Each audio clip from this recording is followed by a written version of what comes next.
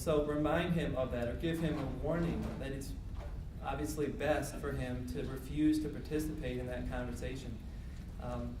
The ICE agents often come bearing gifts and purport to be helpful, and what they offer the clients in the jail is an immediate deportation. The immigration agent will say, look, I know you're not here legally, you got deported a couple years ago, let's make this easy for you. You can simply sign away your rights to an immigration hearing, and you will be deported promptly the day your state time is up. And don't you want that? Isn't that a lot easier for you? You can be released sooner, you can go home to Mexico sooner. And most clients take them up on that offer, believing that that in fact will happen. But that's usually just a fantasy. The ICE agents don't mean that when they say that. It may happen in a given case, but you certainly can't trust that that's going to happen. And what generally happens is they'll interrogate the guy, and he'll admit he's not in the country with documents, that he's not a U.S. citizen, that he'll admit to his criminal history. He'll do all sorts of things that will be very painful for him in federal court when we get the cases. So just warn them that an ICE agent may come knocking at the jail. What I've noticed more recently as well is a lot of local jails have been tasked by federal agencies to do immigration questioning at booking. So in the old days, booking agents would just ask name, date of birth, social, address. But now the battery of questions in the booking area at Gwinnett County or Cobb County or DeKalb County includes questions related to immigration. So what country are you a citizen of? How long have you lived here? Do you have any family who are here with documents? Have you been deported before? That sort of thing. And that happens before you even meet your client. And there's not a lot we can do to prevent that, but it's something for you to be aware of as well. The immigration agents will follow your clients around.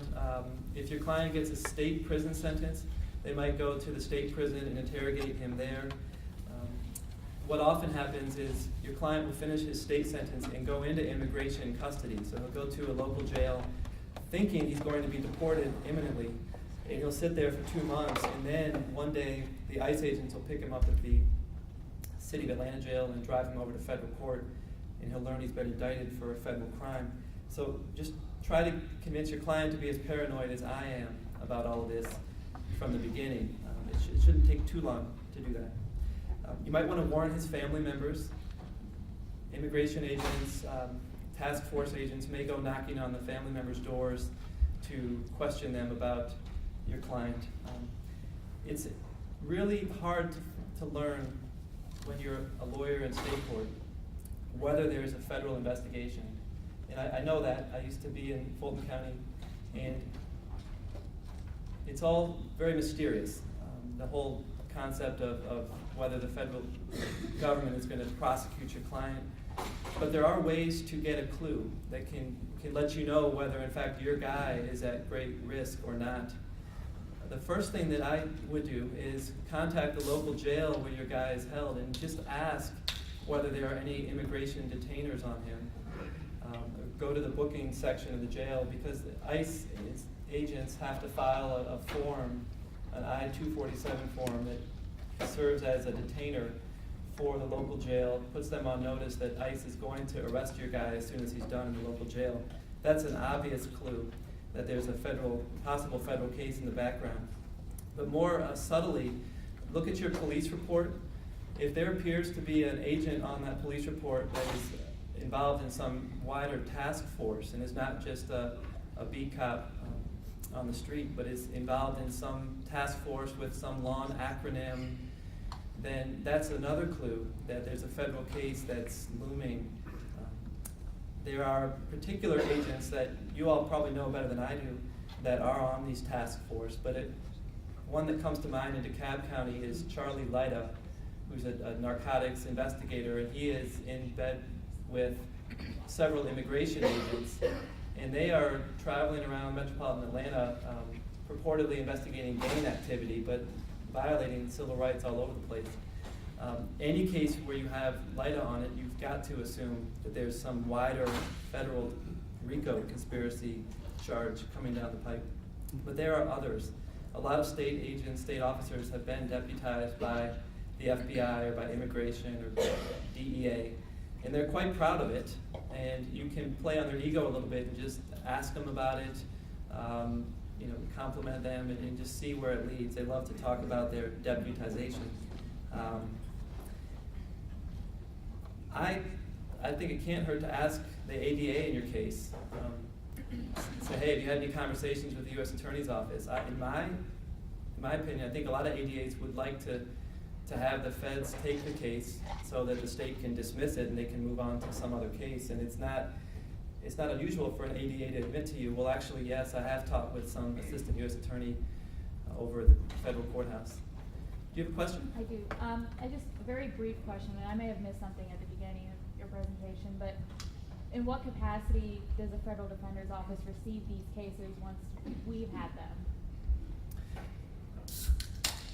When the immigration agents decide they want to prosecute a case, they have two options. They can either present a complaint, like a warrant, to a federal judge to arrest our clients, and usually they do that as the client is getting out of the DeKalb County Jail or a state prison.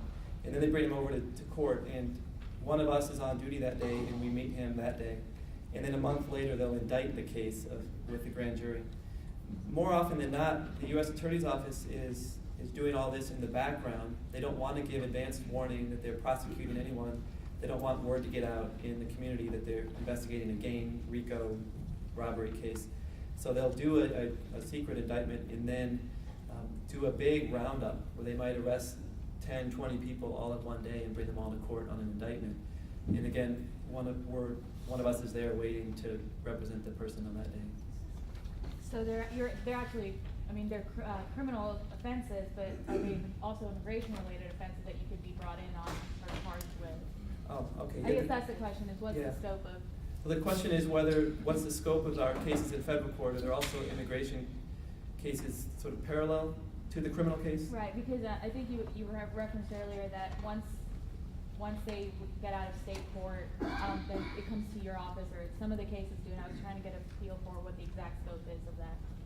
Well, I think the best way to answer that is to say that the federal court is completely separate from the immigration court.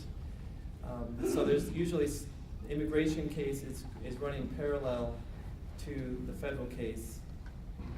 There's this specific crime that he's indicted for that we represent him on in federal court, but we don't do the immigration, the administrative case. That's a separate forum and separate representation. Does that answer your question? Yes. Okay. It's common for us to have like co-counsel, like an immigration attorney who represents our client in the administrative case, and so of course we work closely with them to try not to step on each other's toes in that context. The police report, if your police report has a box checked gang related, look at that, because that's another clue. Anytime there's an allegation of gang activity, it's very likely that the feds are involved. They have a really sophisticated communication system. There are officers in every police department that are hooked in with a listserv with weekly or monthly meetings with the federal agents at ICE and DEA and FBI. And the communication level is actually quite impressive, but they know if a guy who's alleged to be a member of MS-13 is arrested in Gwinnett County last night. Everybody will know that immediately. And so if a police report says anything that gives you a clue they might suspect your client of being a member of a gang, that's a real tip-off. And you can also sort of you can profile a little bit. If your client if he tells you he's a member of a gang, if he has gang tattoos, he's an easy target.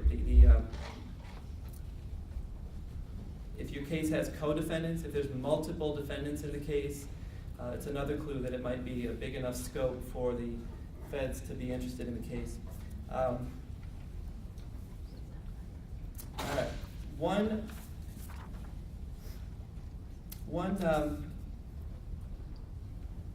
caveat to the next section is this. We're going to ask you to keep in mind some future consequences.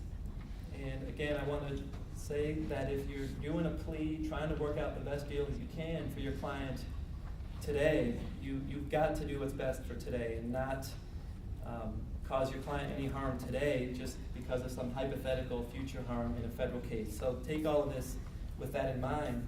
But to the extent that you can do things that are consistent with your current interests and future interests, please do that. As I said, illegal reentry cases are extremely common and the penalties are extremely harsh. And they're harsh when a client has a criminal history. And so I'm not going to repeat the very good discussions by other speakers here today about aggravated felonies and that sort of thing. But all of that law under the Immigration Code in Title 8, Section 1101A43, which defines aggravated felonies, all of that plays a great deal into our cases in illegal reentry. So those interests are the same as every other interest your client has. You want to avoid aggravated felonies for all sorts of reasons. But one of them is that he'll have a lower sentence or even avoid federal prosecution in the future.